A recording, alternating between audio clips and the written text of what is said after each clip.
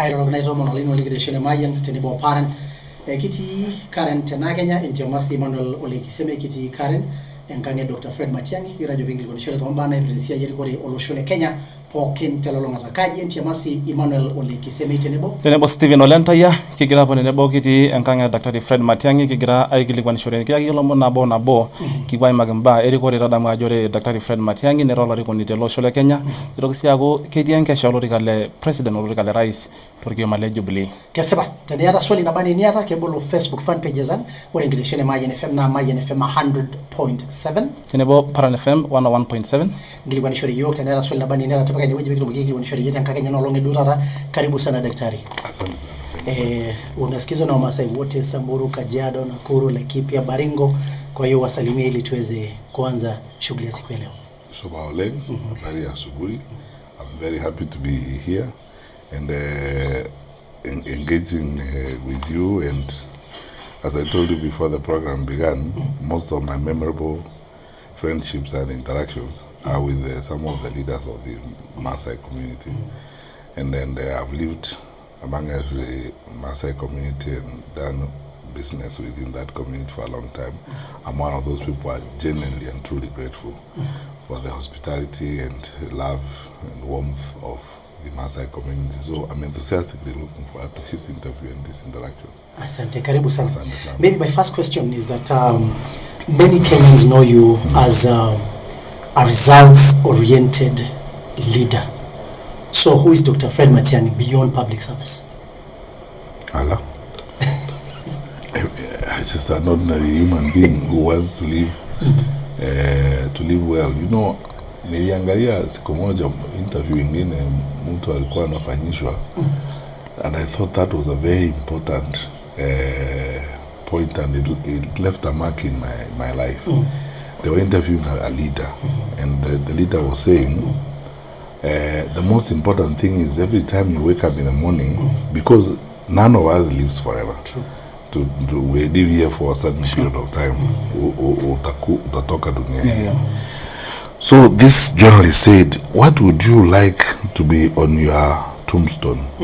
When people come there and you have gone, what would you like to be there? And once you have made up your mind about what you would like to be on that tombstone, then you live in that particular direction. In my case, my goal and objective is to do my best as a human being, to live truthfully and honestly, and have the most impact on my fellow human beings in anything I do.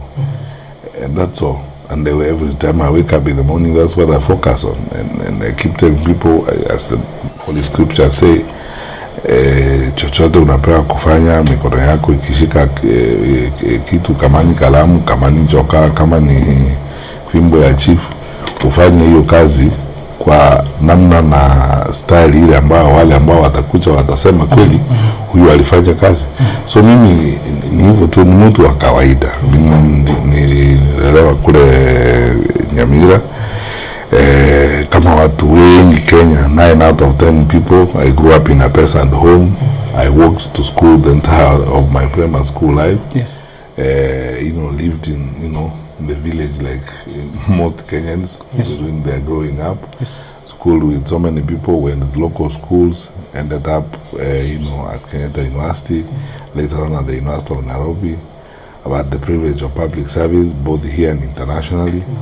And that is a simple summary I can give you. An ordinary mundo wa kawaida, mtu wa kawaida.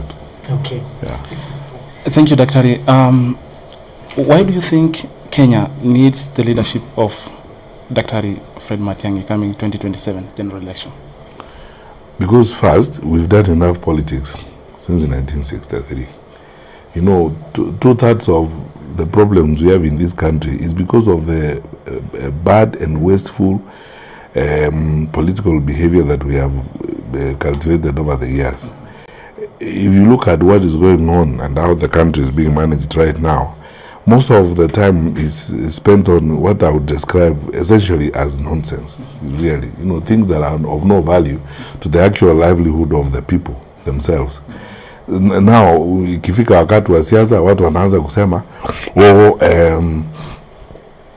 huyu ni kabila fulani, hii kabila iko na namba fulani, and so on and so forth. Unashangaa Julius Nyerere came from the Sakina community in Tanzania, probably one of the smallest communities in that country. Lakini put his country together after independence, organized the country and left a huge legacy in the manner in which he ran the country. Kenya hii yetu saa hii, shida tuko nayo. Nusu ya shida zetu sio mambo ya pesa, sio umaskini, sio watu. Shida ni management, usimamizi wa nchi. Wakati wetu mwingi ni siasa. Unaona viongozi wa siasa ni kuranda hapa na pale juu ya magari pere and so on, na kuna kazi ya kufanya. Mimi nataka kazi saa hii, nchi nataka kazi ifanye. Tumefanya siasa ya kutosha, tumerumbana, tumepigana, tumeambiana mastori ya makabila na vile vitu. Tafadhali sasa turudi kazi, tujenge taifa. That is, we focus on this, kwa sababu vizazi vijavyo, wale watoto ambao wanakuwa saa hii, young people, Gen Z, millennials, hata wao watahitaji a strong and supportive economy, na hiyo hawezi kutokana na siasa ya kulumbana kila siku. Lazima sasa sisi sote turudi tufanye kazi, tusimamie nchi yetu vyema, tusimamie rasilimali tulionayo, na imefika ule wakati wa kuchukua hatua na kusimamia nchi hii na ukweli na uchasiri kabisa, so that we make the best of our country. For example, mambo yale ambayo yanahitajika kufanywa kwa areas za Maasai zote Kenya hii, itahitaji serious courage and commitment and firm leadership. Hatuwezi kuendelea namna hii, tunafanya mchezo kila wakati. Na mimi naenda Narok kesho kwa sherehe ya Mheshimiwa Ole Kenta, na hata huko nitasema hayo ninasema hapa sasa hivi. Hakuna vile tunaweza kuendelea mbele with tokenism. Uangalie mambo inafanyika sasa kwa inji. Ukiangalia belt ya Maa kutoka mpaka na Tanzania, uende all the way mpaka Samburu, Laikipia pande ile ya juu.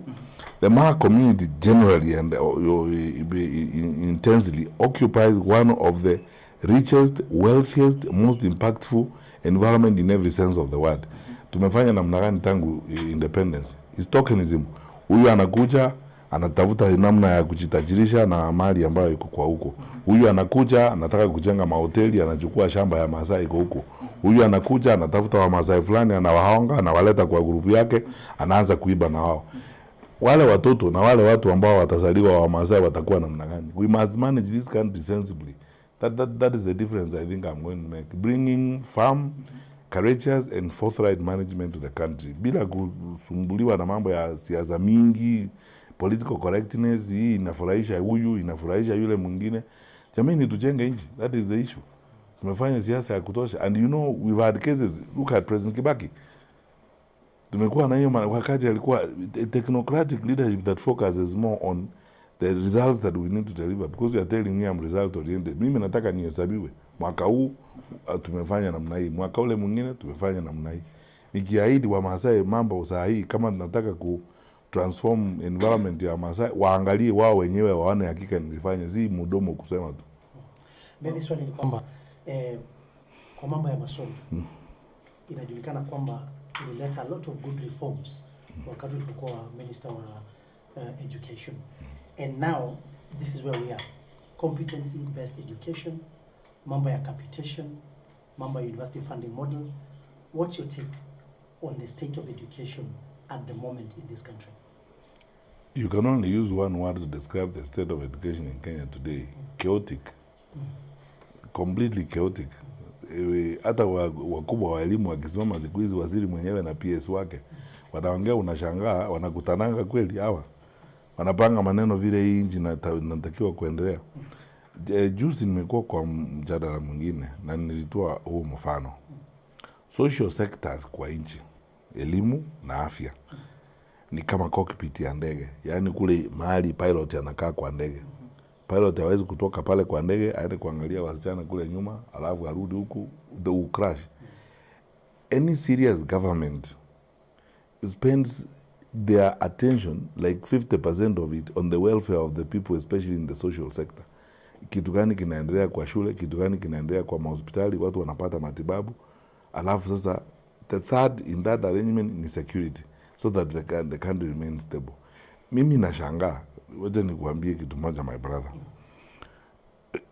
This transition from the 844 education system to the competence based curriculum ni mambo tulizungumza, na ni kulingana na mpango wa Vision 2030 kwamba itafika wakati dunia hii utahitaji kuwa na ujuzi na uzoefu na elimu ambayo inakuwezesha upate kazi katika karne mpya, new skills for development, so that we are training for the 21st century. Hii mambo imezungumzwa kwa muda mrefu, tukafanya consultations, tumeenda kama Kenya kwa East African Community Meetings, Northern Corridor Integration Projects and so on, tukazungumza kuhusu harmonization approaches to education, sababu dunia inaenda hapo, sio eti Kenya na East Africa Mashariki peke yake, nchi zingine Finland na wale wengine wanaenda namna hiyo. So tunataka kutrain, kuprepare our children for the new work environment, wawe na skills that will be needed in the new work environment. That is what led to the decision to transition to competence-based education or competence-based curriculum as it is. After a long time consultations and so on, we arrived at that arrangement. We started the implementation of it just when we were leaving office. Then our brothers who are in government now came. When they arrived, they have caused so much chaos. Let me give you a classic example. President Kenyatta appointed a PS. That is how serious we took the question of curriculum transition. A principal secretary in charge of curriculum. Because hii ni kitu una manage ukiangalia namna hii. And if I was president today, that is exactly what I would do. I would appoint a PS, somebody who spends their time 24/7 focusing on this. Why? They will need to have consultative discussions across the board. Because to implement curriculum, unahitaji Kenya Institute of Curriculum Development. Unahitaji the Inspectorate and Supervisory of Education across the board. Unahitaji to work with the Ministry of Interior and coordination of national government to be sure that the resources needed for education are available. Unahitaji kukaa na treasury kila wakati to track the allocations that go to this place. Then unahitaji kukaa na development partners who are supporting the education. But most importantly, there are 3 other groups that you need to engage every day. The parents associations who are involved in this all the time, faith-based leaders who have invested heavily in the education sector in the country, and then researchers and other people who are interested. Then you do your tracking by monitoring and evaluation. Now, ukiangalia sasa hawa vile wanafanya, I mean, is it supposed to implement itself? Nilikwambia Uhuru appointed a PS in charge of a curriculum development. Anaweka hawa watu wote. It's a complex sectoral consultative framework. Unaleta sekta zote pamoja, unazungumza na wao kila wakati. Wakati nilikuwa waziri wa elimu, hata nilikaa chini na the Conference of Catholic Bishops, nilikaa chini na representatives of NCCK na wale wengine, because they are interested in the sector, parents association, teacher unions and so on. You engage constantly as you implement this. Na tena unaangalia upande huu wa finance. Are you putting in enough resources for curriculum development, content development and so on? Sasa shida ya pili, other than management chaos for the sector, funding is a problem because of wastage. Pesa inapotea, tunaonga watu, tunaitana uliona jana, maelfu ya watu status wanapewa pesa huku, you know, hiyo ndio sasa kazi. Mtu unaita, you know, like I was saying, if you call 12,000 women leaders, uwapea kila mtu shilingi 10,000, that is 120 million. Ukienda kila mahali unaenda, mkubwa wa nchi ni kuonga tu, anaonga watu wanaongwa, nasikia hata huku Murang'a walikuwa wanaongwa 5,000 kuja mkutano. Hizo pesa zote ni pesa ambazo zinahitajika kuingia kwa mashule, kwa sekta ya elimu. Ndio chaos, ndio mismanagement. So if we collected these resources, stopped the wastage and put them all in the education sector, then managed the sector properly, constant management, because you see, sisi ndio tuna rasilimali chini ya udongo, tuko na tumepata taabu kidogo Transmara pale, tumepata taabu Kakamega, tuko na Nubiam na wengine kule Kwale, sawa, lakini hatujafika mahali of full exploitation na kubenefit kutoka hapo. Elimu sasa ndio sisi gold mine. We train our people, wapate makazi pale nje, we get remittances, and that's how we address some of our labor challenges. Sasa if you don't pay attention to education in that kind of manner, how do you hope to succeed? And Daktari, you talk about lands in my counties or my communities. Land grabbing and associated conflicts are fueled by cartels and land brokers.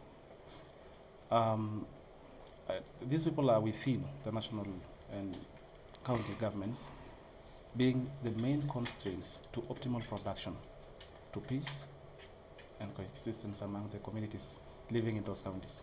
How will the Matiang'i presidency make sure that we deal to the finality that means. And I hope you give me enough time to explain this. The challenges of development, if I may look at it, environmental conservation, protection, and development within the Maa areas across the country. There is a discussion I've been having with a number of Kenyan professionals, researchers, and people in the academy. Na hata nimekuwa nikiongea sana na viongozi wa Masai wale tuko nao katika chama cha Jubilee kama katibu wetu mkuu Mheshimiwa Moitarel Ole Kenta, na wale wengine hata wale ambao hawajatoka vyama walikuwa navyo kama Kanjori na mwingine ambaye walikuwa kwa ODM, na viongozi wote, because tunakutana na viongozi wa Masai wote na tunaongea kila wakati haya maneno. Mimi kwa maoni yangu, and this is what I want to propose, na wale wa Masai wote wananisikiza leo niwaambie, mimi hii ndio covenant yangu na wa Masai.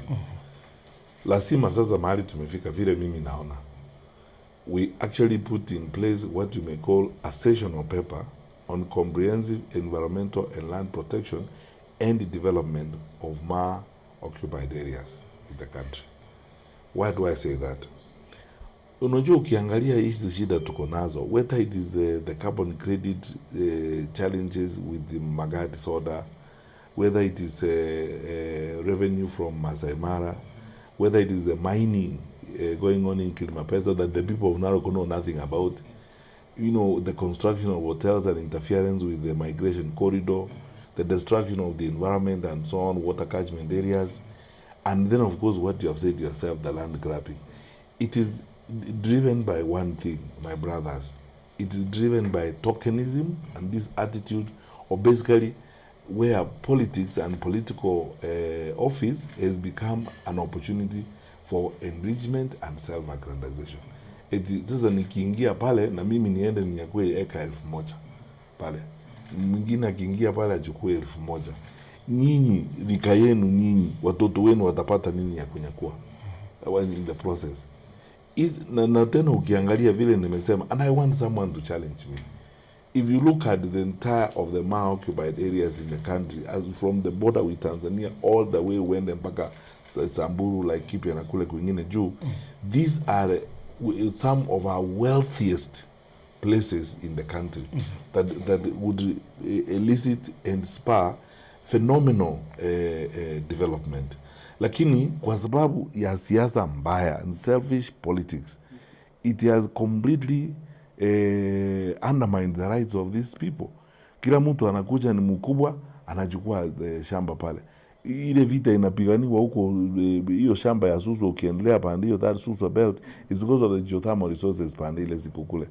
Na ukiangalia tuende all the way mpaka kule Laikipia juu, the conservation work that is going on there, there are investors who have put conservancies out there and so on, but the level of involvement of the local people, one, is very low. Second, the total absence of transparency in the way these resources are being managed and so on.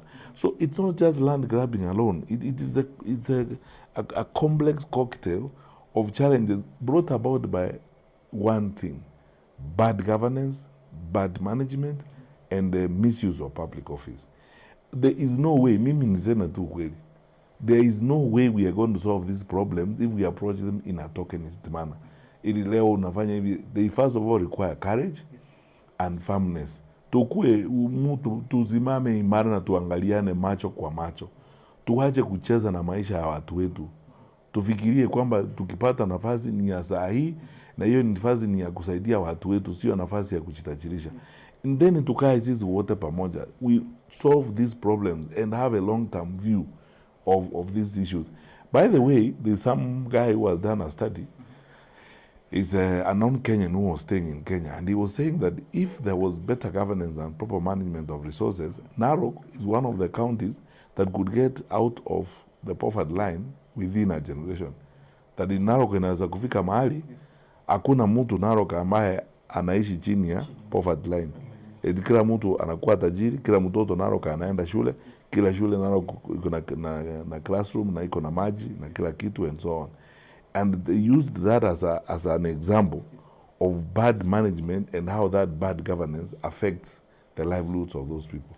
Look at the farming that goes on in Narok. Look at the tourism that happens in Narok. Now the mining, hakuna mtu mimi sijui kama watu wa Narok hata county government imepublish ama is involved in the concessioning that is going on in Kilimapesa. These licenses, the mining licenses that are going on, watu wa Narok wanapata nini? Nani, and you know, kwa nini iwe siri? Kama ni resources ni ya watu, mbona iwe siri? Ni siri nani amepewa? Nyinyi nani anajua? Nyinyi ni watu waandishi wa habari. Unajua nani ana licenses ya kumine pale Kilimapesa? So there's this issue about the Mau Forest. The Mau Forest, we know that the Mau Forest is an ancestral Maasai land, which formerly was held under Trust Land Act. Recently, we heard that the title was somehow processed. Nani ameona hiyo title? That's what I'm saying. Somehow processed and issued. We don't know to whom. What would be your dreams for the Maasai Mau Forest? Kwanza kabisa, hiyo mambo yote ni ya ukora. Mimi siwezi kufanya ukora kama huo.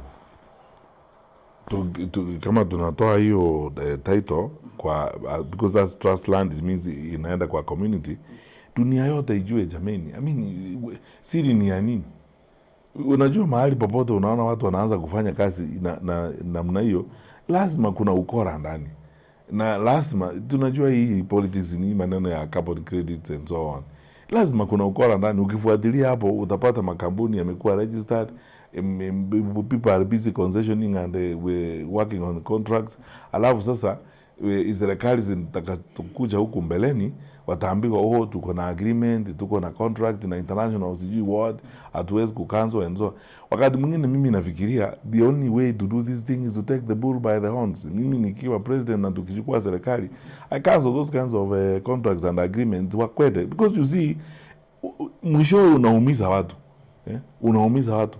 Saa hii tunazumbuka Kenya hii naambianga watu kuhusu bei ya stima na kulipa stima kwa sababu ya contract ambazo zilikuwa signed, what we call PPAs, Power Purchase Agreements. I chaired the cabinet subcommittee on cost of power and so on when we were in government. When you look at some of those agreements, they're horrific. You know, you commit a country to an agreement which forces the country to take excess power and pay for excess power that it's not able to generate. I mean, it's not able to use or to transmit. And the agreement is years, 30, 40 years. Ukianza kuuliza sasa hii imekuwa namna gani? Penalties will be there. You can't cancel this. A time has come for people to be courageous. How else are we going? We will condemn our country and condemn our perpetual poverty if we are not firm and serious about some of these things. So mimi jamao ni naitisha transparency, public involvement, and especially the involvement of the county government of Narok. Na tena ask the question, what is the secret? What is the secret? Kwa sababu kama hii meza ni ya umma, hii meza kama ni ya umma, it's a public table. Sisi sasa nimetumwa na kwenda kununua hii meza na pesa ya serikali. Sinakuja na kuambia risiti ya duka ndio hii. Tulinunua hii meza na meza ndio hii na inakaa hapa na hii ni mahali ya umma. Sio yao kwenda nayo nyumbani. Why is it a secret? Transparency. Yeah. Maybe daktari nikuulize tu swali, umesema kwamba gold mining yenye tuko nayo sasa hivi is to educate the young people. So one question in two ni kwamba you've mentioned the kind of resources we have as a Maasai community, yet hakuna masomo ya kutosha. What would your government do to make sure that in marginalized communities like the Maasai, the Samburus also get quality education and have those schools and infrastructure in place to make sure that they also get the education? Two, the issue of unemployment. There's a very, very high level of unemployment. People are educated, they have masters, they have degrees, but they're not working. Yet in government, we can look at the wage bill. Unaona pesa mingi ya serikali inaenda kwa kulipa watu mishahara because they are ghost workers or people who are not even there. Yet we have so many unemployed young people in the country. Let me tell you, my brother. Mimi kwa maoni yangu, kwanza kuna kitu nataka kujulisha Wakenya. Labda Wakenya hawajui na nitalizungumzia hili jambo hadharani hivi karibuni. Kabla tuondoke serikali around 2021 tulianza mradi wa serikali. Tulikuwa tunasukuma sana na makampuni ya China ku survey Kenya yote, kutengeneza ripoti on Kenya's mineral resources. Mwishowe National Security Council ikakataa, tukasema hii kazi ifanye na watu wetu because tuna uzoefu wa watu wetu. You know, Directorate of National Intelligence Service, Yes. The Ministry of Mining, na Directorate of Military Intelligence, DMI. Hao watu wote wako na capability ya kutengeneza. You know, sometimes people don't know the capacity we have as a country, even in our government. Hii team, which was led by an incredibly brilliant military officer, they compiled a report on Kenya's mineral resources. Wakapiga map na wacompiled report ya Kenya's mineral resources, the whole country. The report is there. Mpango ulikuwa tukimaliza hiyo reporting tuende sasa kwa stage ya pili. Stage ya pili ni kufanya kazi na bunge to publish the report, then we begin the process that is called commoditization. Tunaanza kwa stock exchange like Europe or what have you, we begin selling shares because of the future prospects that we have. Yes. Like the resources we have in Kwale County, the resources we have in Narok, Yes. the resources we have in Homa Bay, Yes. for example. Yes. You know, the iron ore we have in Homa Bay and so on is huge. Yes. And some parts of Western Kenya, then the northern part of the country with incredible resources. The geothermal potential of that belt, if you started all the way from this area of Suswa, all the way until Baringo, and so on. Yes. We said these are the resources we have. Then if we went there and commoditized this, we would actually wipe out our debt, you know, just like that. Yes. Then secondly, we have a system where the extraction of these minerals and extraction of these resources has got a direct benefit to the people in the respective areas they are found. Mimi nimeona siku another day na nikashangaa sana, but you know, hiyo ni Kenya. Mtu mwingine hapo na ninamjua ni mtu ambaye anafanya manufacturing ya mabati and so on somewhere in East Africa. Ana confuse watu hapo Homa Bay ni kwa sababu hao watu hawajui kwamba hiyo area ambayo anawa confuse anataka kuwalipa pesa ya shamba iko na iron ore. Unajua anataka kuingia hapo to extract that. Now once that is done, then you enter into a strategic concessioning where benefits go to the local community and the investors who are involved and the national government. There's a structure of revenue sharing that comes with that. If that happened, and it happened on most of the activities that happen in a place like Narok, now you're asking me, what goes to the county government in terms of revenue, I mean, is enough to deal with all the social services that you need.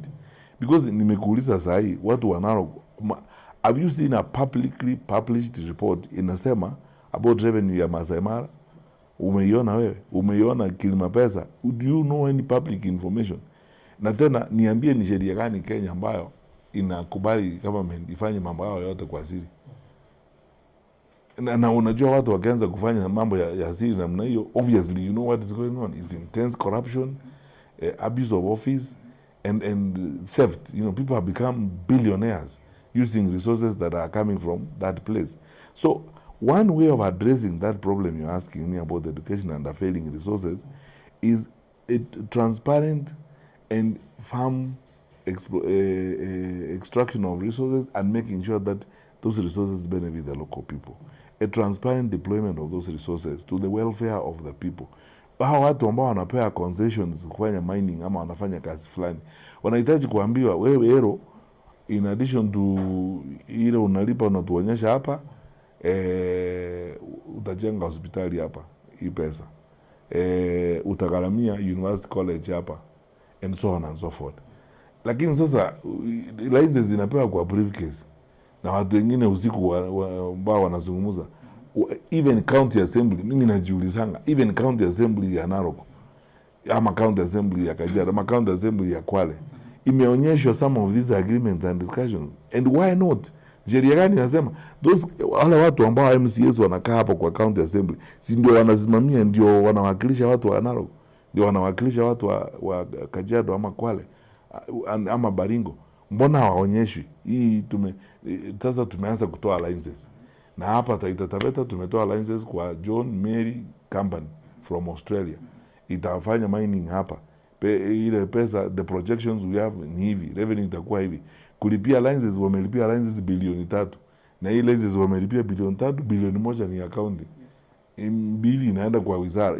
Kama hayo.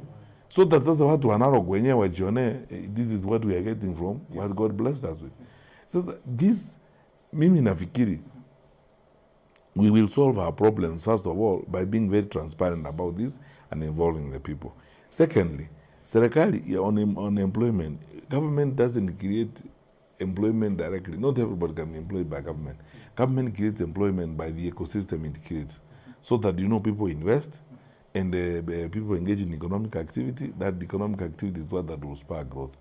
Just before we at the end of our term, tulikuwa tumeanza kufanya feasibility study to do a PPP ya kujenga an abattoir in Narok.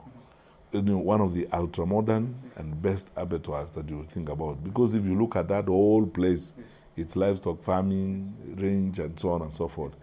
If you build that kind of facility there, the effect of that will be incredible. There is no point of our military buying meat from Brazil. I hope they have now stopped, because we started stopping that when we were in government. I hope now with the revival of Kenya Meat Commission and the others, they have stopped. We have we can actually achieve self-sufficiency in this particular respect. So mimi kama ningepata nafasi, I would even think of a big landmark or signature project like an abattoir, so that you spur the growth of livestock farming in Narok. That is how you now start dealing with the question of unemployment. Yeah, people get the local things to do, they get involved and so on, and then start insisting on agro processing and value addition. Ile kazi inafanyika pale Transmara. I saw some people experimenting the last time I was there. There's even actually someone who was telling me, is an agricultural scientist friend of mine, that there's a discovery that has been made that there's some soils in the lower part of Transmara are very good for the growth of coffee. So you insist and say, if you're going to farm here, we provide support for you to do the processing here, to do the sugar cane here and so on. That's how you create employment. Okay. Asante daktari. Manake umejibu swali langu ambalo nilikuwa ninataka kuuliza tena, kwa sababu unajua Narok County, Kajiado, Samburu, Laikipia hutegemea mifugo. Na wengine kama Narok ufanya ukulima, na most of the time these products get out of those counties raw without value addition. So we heard that when you get presidency, you will make sure that you will put value addition so that they benefit. You work with the county government to provide a scheme of incentives to attract big PPPs. In fact, you can target and tell yourself that you're going to do 3. For example, in the case of Narok, unajua saa nyingine hakuna haja ya kudanganya kusema mambo mingi ambayo hayana maana, ni bure tu yani. Target 3 to start with. You do meat processing, you do an abattoir. You strengthen sugarcane farming, and you blow up that sector, in terms of manufacturing and sugar processing. Then you either now have a very radical relook at the tourism sector and how you will manage it to benefit the locals. And you will triple the revenue that comes from there and increase the employment in that place. And if you are sharing revenue effectively with the resources that you are getting as you move forward, the truth of the matter is that I agree with that researcher who was saying that in a generation, you can actually lift Narok completely out of poverty. Yeah, completely. And maybe just swali lingine daktari, ni kwamba kesho unaenda Narok. There's a Thanksgiving ceremony ya Mheshimiwa Mwitalelo Lekenta. So what does this mean to your candidature or to your candidacy, and also to the Jubilee Party in Narok County? Well, first of all, I'm excited, and nataka kwenda huko kesho kuenjoy. Pili, unajua Mheshimiwa Kenta ni kiongozi anaheshimiwa sana. nimekutana na watu wengi sana ambao wengine walikuwa na ya university. In fact mwingine ananiambia the other day kwamba wakati alicontest uongozi wa the law students at the University of Nairobi, at that particular time, he stood out and a lot of people voted for him. This brilliant, nice Maasai boy who was relating very nicely with everybody.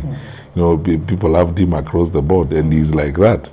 So, you know, and he's been a source of a connection across the Ma community and Ma areas in the country. He has friends across the board from Samburu to Likwana kwingine Samburu, you know, all the way to Kajiado and even Tanzania. So, first of all, you know, I think this is probably one of the first times when an indigenous original Maasai leader is running a visible national party. Two, kwa maoni ya Rais mstaafu Mheshimiwa Uhuru Kenyatta ambaye ni kiongozi wetu wa chama na NEC ya chama chetu, Jubilee ni chama cha kitaifa. You know, I think we are the only party that you can say we are essentially, you can't pin us party inakuswa huku ama inakuswa huku and so on. Number 3, unajua there has been so much talk, you know, when you see talent, you know, and when you see Moitareri, like, the better that Kenta its Secretary General. I mean, of course, all former Secretary General who has now risen up the ranks in the party and become Deputy Pioni have made their fantastic contribution, and then also new assurances. Kwa jamii ziku maombi yangu mimi Mungu in my life, I will live to see somebody from these communities that are seen as small ascend to the leadership of the country position. You know, that is it, because you see, it's people who are building their country sensibly. People don't care about tribes. Which numbers do you have? Which, you know, human beings are not fish in a basket. You are carrying around and saying, oh, we kabila yako iko na watu 3 na we kabila yako iko namna. You know, we go for talent and to do something. We normally say 3 things: character and I don't know, it's commitment or whatever. Those, if you fulfill character and capacity, if you check the 3 boxes on competence, character, and capacity, that should be fine. And then the Mheshimiwa Ole Kenta checks all 3 boxes. You know, character, capacity, competence. The serious guys hanging out with him and other people tomorrow. From that note, Mheshimiwa Daktari, how do you appreciate representation the Maasai or indigenous people offer or from domination from the powerful groups? You know, my brother, the reason why I fought so hard when I was Minister for Education to clean up the system is because of this one word: fairness. Fairness.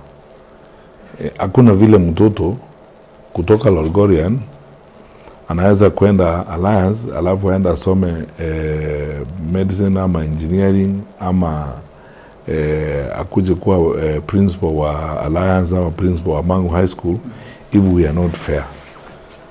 Fairness, you know, because you see, and that fairness is very closely inspired by the culture of meritocracy. I have done this before.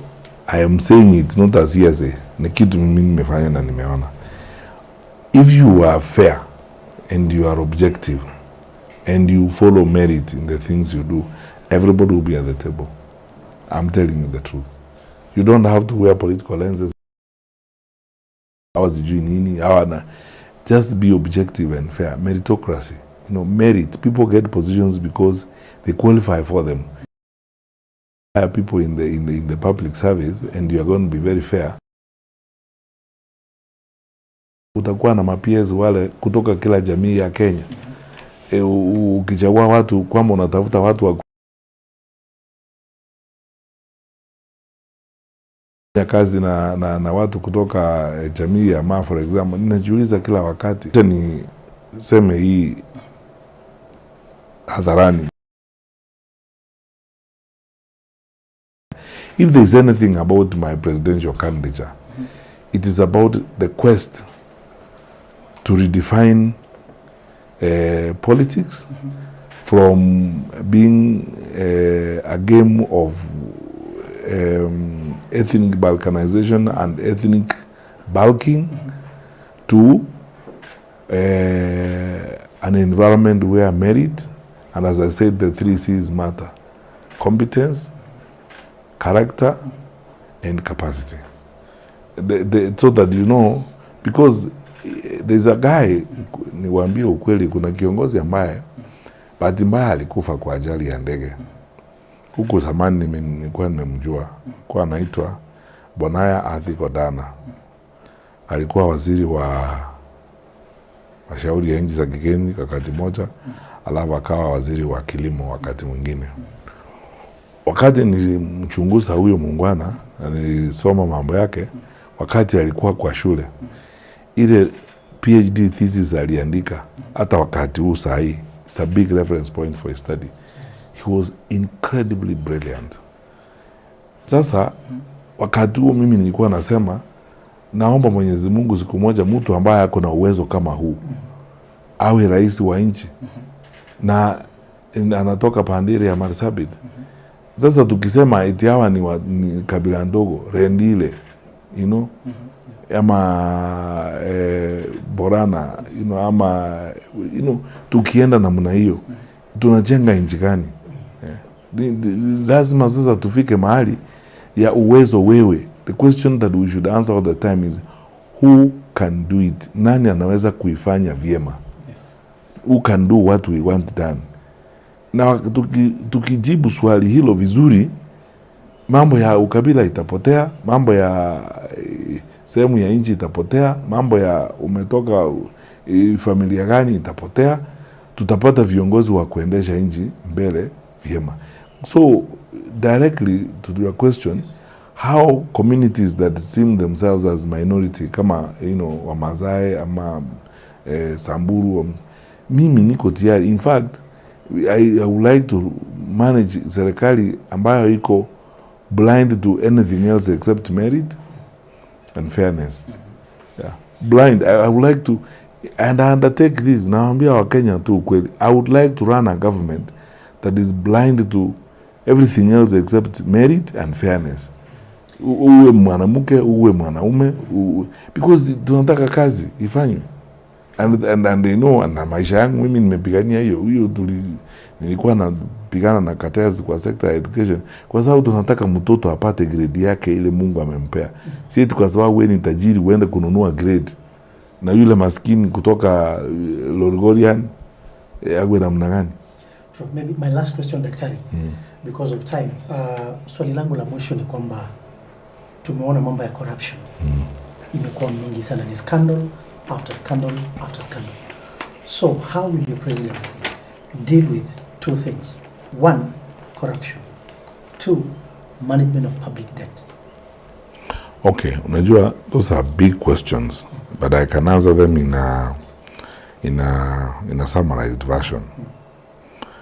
There is no way, when we have these public conversations, in this presidential campaign as we go forward, I intend to remain just as forthright as always.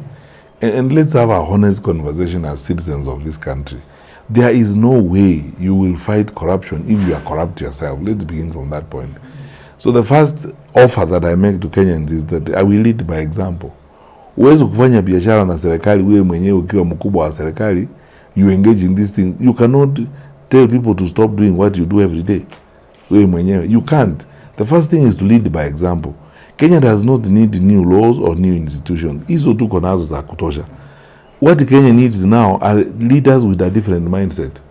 Leaders who are able to be selfless and who will put country before self. Hiyo ndio shida. hiyo ndio shida tu tuko nayo, and once we get that, we will have 50% of our problems will be solved. Because ukianza kuwa namna hiyo, wewe mwenyewe hujukui hongo, wewe mwenyewe hutaki maneno kama haya, wale mnafanya kazi nao watakuamini, and you will have the moral authority na nguvu ya kupigana na ufisadi. The tools you need to fight corruption are all there. The laws are there, the institutions are there, the willingness of the people are there. Political will is the one that is not there, because those who are involved in it are corrupt themselves. You see, how will you run a government when you are yourself a business person, a tenderpreneur? You are fiddling with tenders and so on. So instead of supporting the private sector, working with the private sector to improve business, you are their competitor. As I was saying the other day, we have to make a decision as leaders. Are you going to do regulation, public policy development that spurs growth and helps the economy to develop, or you are going to be a business person, a competitor? When you call a meeting of the private sector people to your office at status when you are president, and you are seated there with people, they are manufacturers, you are a manufacturer yourself. You are seated with them there, they are transporters, you are a transporter yourself. So what are you actually discussing in the process? Unaanza kuambia, oh, let us follow these standards. You don't follow them yourself. Yes. So how would you fight corruption?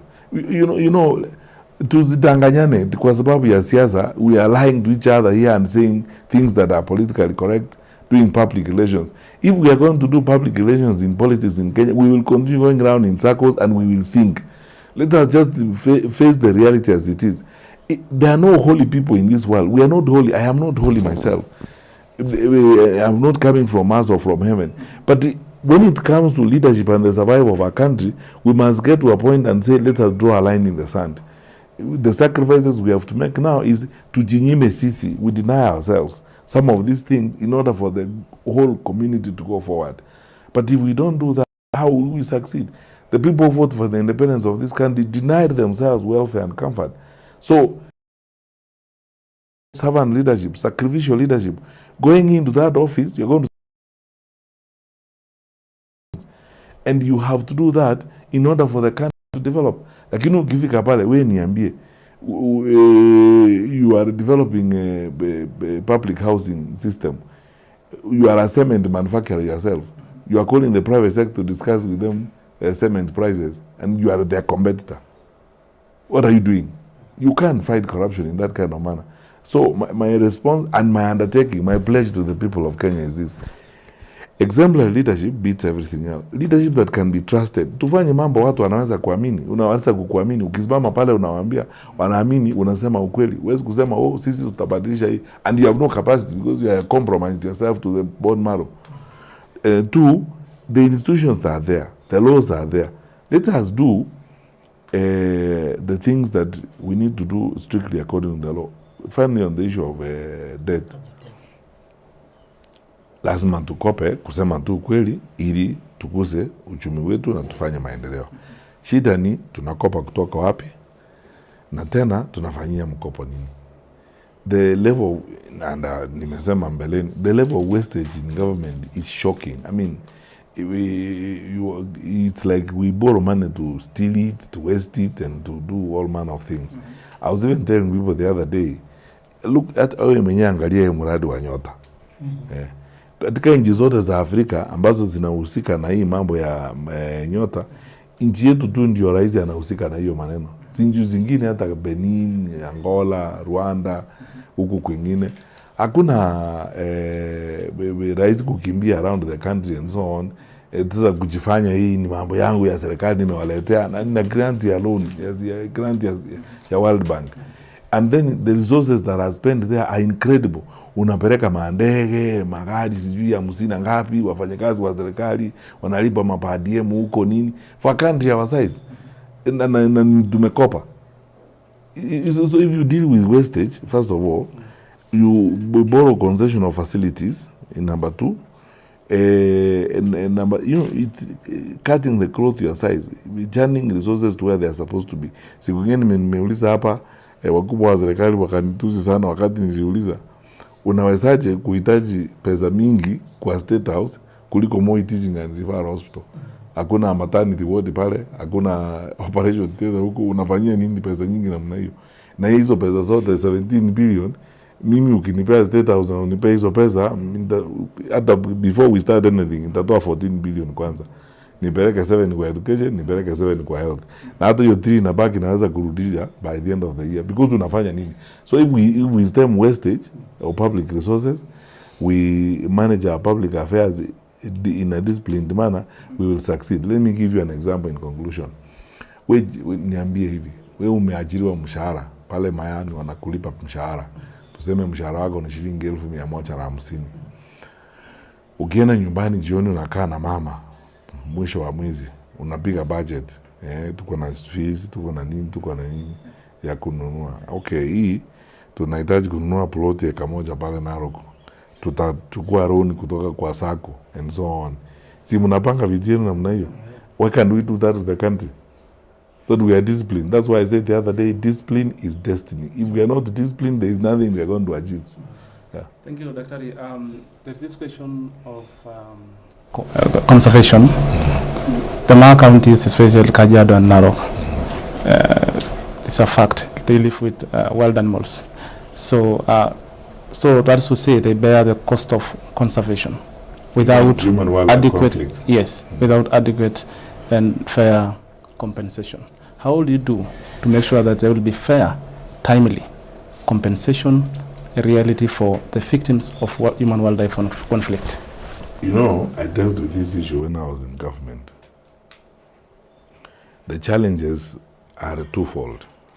Number one, poor budget allocation for this compensation. And you know, your poor budget allocation natokana na mismanagement of the revenue accruing from these facilities. Because you see, we were preparing an amendment to the law before we left government, and I suspect that even the current administration is trying to look into that amendment, because it was being done by the Office of the Attorney General. If they're not looking at it, they don't do it, we will do it ourselves when we come to government. To look for a law where a special fund for compensation is created that is directly funded by the revenue from this environment. So that you see, of necessity, say for example from the Mara and what have you, we say with the revenue structure we create, what goes to the county, what goes to the national government, and then a special compensation fund is created where directly every month that revenue goes there. So that when there is an incident of a human-wildlife conflict, the compensation does not take even a month, because the funds are there, the structure is existent, and you do that. It's administrative efficiency, honestly speaking. Is waking up in the morning and managing things in the manner in which they're supposed to be managed without storming and so on. Secondly, also, is as I said, is a greater attention to the environment and the repercussions of that conservation and the protection of environment to the rest of economic activities, so that you know there are people who live there, there are people who engage in economic activities. How is it that you plan without catering or taking care of their interests and so on? So I would personally, I hope that amendment has been carried through, and I've not checked, I have to be very honest. I hope that amendment to the law has gone through Parliament. If it hasn't, I undertake to ensure it's done. Fed directly by the revenue from these conservation areas, and even part of the licensing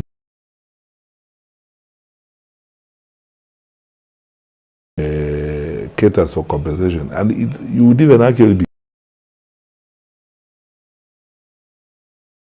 sector, so that part of that revenue is paid as a assembly of Kajiado, Narok, Samburu, Baringo. The county assemblies of these areas, like Ipia, must be drawn in these activities that we are doing. The public must know, if we are doing concessioning and we are giving licenses and so on, the county government have to be involved. The revenue structure that is agreed on has got to be a public affair, and it's available. And you know, if the government has a problem showing it to us wananchi, Parliament is the representative of the people. They should go to Parliament and declare these licenses and these concessions to Parliament. This secrecy of issuing licenses through briefcases and so on is basically theft and blunder of public resources, which we should stop. Tukimalizia daktari, because naambiwa tumalize the next like 3 minutes. Swali langu la mwisho unapeana ujumbe kwa Masai kwamba you're going to Narok tomorrow is what's your take on privatization of public enterprises? You know, tuseme tu ukweli, because this is something which we have studied. I was in government before. I'm not going to pretend and lie. When we studied this, the management of our parastatals and so on, some of them are actually an unnecessary drain on the exchequer, on the resources. But the reason why we have insisted on public participation and public involvement in this privatization is that it is done in an open and transparent manner. What is happening with this administration is actually asset stripping. You know, in other words, unachukua mali ya umma, unajifanya you are doing privatization, watu wanaenda Turkey huko Dubai wanaregister makampuni na ni wao wenyewe wanakuja kuiba mali ya serikali hapa. The processes should be transparent, completely transparent and competitive. I've sat down with very experienced people who understand a lot of these things that we are discussing, who will tell you, for example, that some of the purported PPPs to do some work around are like 3 times the actual cost of, you know, what you need to do the work that is being done. The way the exercise is being done is riddled with, unbearable corruption, violation of the law, and you can see clearly it is part of the culture of blunder and misuse of public resources. Hawa wangwana ndugu zetu ambao katika uongozi wakati huu ni kama hakuna kitu hawataki kuuza, wanataka kuuza kila kitu, wanaweza hata kutuuza sisi wenyewe. You know, that is it. Na ukienda namna hiyo, mpango gani sasa huko ni kwenda kutafuta watu huko wakora huko, wanapangana na wakora sijui kutoka wapi, India, Turkey, wherever, wanakuja hapa and the country is just losing resources just like that. Alafu baadaye, the other day tukiwa na mkutano na wenzangu katika upinzani, tulisema labda hivi karibuni tunahitaji kutoa ilani kwa nchi marafiki wa Kenya na wafanyabiashara wale wa private sector, kwamba sisi kama upinzani wa Kenya wakitupatia nafasi vile nafikiri watatupatia tuunde serikali ijayo, sisi hatutaheshimu hizi contracts mnaingia nazo. Hatuwezi, kwa sababu huwezi kupora nchi namna hii alafu watu wakubali unafanya maneno kama haya, ili hizo nchi marafiki wawaeleze na wawashauri wawekezaji wao na wafanya biashara wao kwamba ukienda Kenya unaenda kununua kampuni, ukienda kufanya biashara uchipange, usiende pale kufanya ufisadi na viongozi wa serikali, kwa sababu serikali inayokuja haitaheshimu hiyo. Daktari, asante sana. Wamasai wanauliza sana, wakati ulikuwa waziri wa usalama wa ndani, kuna ng'ombe wao wengi waliuliwa Laikipia. So wanasema kama Daktari Fred Matiang'i atakuja kuwania na apate ruhusa kuwa rais, je, watakuwa safe? Lakini wengi wanaweza kukuambia tu kusema ukweli kwamba ile mipango tulifanya ya usalama pande ile ya Baringo, Laikipia all the way ilileta usalama kwa muda mrefu sana pande ile, na tulifukuza wafisadi sana na wakora wale ambao wako na bunduki na wanafanya hiyo biashara huko. Imerudi sahi kwa sababu kuua ng'ombe na kuuza ng'ombe na kuiba ng'ombe wa Masai ni biashara ya watu, kwa sababu hawezi kuendelea namna hiyo kama hakuna mtu anapata faida kutoka kwa biashara hiyo. Na tulikubaliana sisi wote tukiwa kwa serikali, you know, it was a decision of the National Security Council. Sijacheck kama hawa wangwana wamefanya hivyo vile tulikubaliana, because you need decision. Tulikubaliana ya serikali kwamba tuweke kambi za kutrain wanajeshi wetu pande ile na kutrain our crack teams ya GSU na kwingine pande ile, to provide protection ya wale watu wote wako pande ya Laikipia na kule kwingine. And also ile mazungumzo tulikuwa na serikali ya Uganda kuhusu wale wa Karamoja ambao wanafuka mpaka wanakuja pande kuhangaisha watu wetu, nafikiri is still holding. Na kuna mradi ambao President Kenyatta mwenyewe alikuwa na uongoza wa kutengeneza mabawa ya maji huko na ukahakikisha kwamba grazing areas and watering areas are managed effectively so that we support the livestock farming in that area was going on. I don't know if our friends, our colleagues in government wanaendelea na hiyo maneno, lakini if it's not being done, the intention, the plan is there. As I said, you know the beauty about our country. These things have been discussed several times. Mimi, I understand them and I know them like the back of my hand.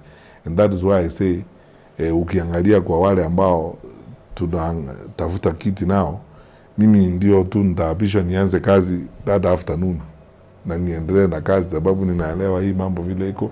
I don't have to upgrade my knowledge or update anything. Ninaelewa hii na niko tayari. Mwisho hizi vitu zinahitaji ujasiri, zinahitaji courage and focus. Sasa hiyo mnaniuliza firmness ndio tutahitaji, na mimi niko tayari kuzifanya. Okay. Jumbe wako mwisho kwa Masai, closing remarks. Na weleze labda kama kuna uwezekano wa Jubilee kuungana na mirengo mingine ya siasa ku front candidate moja. Mimi nawashukuru kwa nafasi ya kipekee kuzungumza nanyi. Na Wamasai ambao wananisikiza, kwanza ninataka kuwashukuru. Mimi ni mmoja wapo ya wale wa Kenya ambao wameegeza, wameishi na wamekaa na jamii ya Wamasai. Ninawaona na ninawaangazia kila wakati kama ndugu zangu, na ninawapenda sana. Nataka kufanya kazi nao. Katika nchi hii ya Kenya hakuna jamii ambayo imekaribisha kila Mkenya kwao kama Wamasai. Ukiangalia Kajiado, ukiangalia Narok, hiyo ndio sura kamili ya Kenya. Kila Mkenya kutoka tabaka zote ako katika Narok, ako katika Kajiado. Na mimi nawaomba tuendelee na mapenzi hayo na uhusiano huo. Nimekuja kwenu na unyenyekevu. Tumefanya kazi na nyinyi wakati mwingine wa kazi ngumu, tukiwa na akina natembea pale kupeleka watoto shule huko, nimetembea kutafuta bunduki huko, kufukuza wakora. Mnanielewa na mnajua kwamba mimi mambo yangu ni jina moja tu, kazi. Na Wamasai wanahitaji kazi ifanywe, na Wamasai ni watu ambao wanaheshimu ujasiri, courage and firmness. Across the board, I am your candidate if you are still staying with that focus and that interest. Fairness, justice, restoration will stay. And I'll work with the Ma community and all my brothers in that community to develop a modern Kenya that honors their wealth, God-given wealth, honors their talent and all their blessings, so that we can build a prosperous and beautiful Kenya. I'm ready for service. Asante sana daktari. Ashole mwalimu lingiresheni MIN FM tenebo Paran FM ibudera duiti ya masi udhiramo langro Emmanuel Olekiseme. Tenebo Steven Olantaya. Yes, kigrashu kuna studio moja kwa moja kijiangani daktari Fred Matiang'i ule ngaraba gideti Narok ngani mheshimiwa Olekinda SG Lempati Jubilee Tolo Shule Kenya. Kijashole.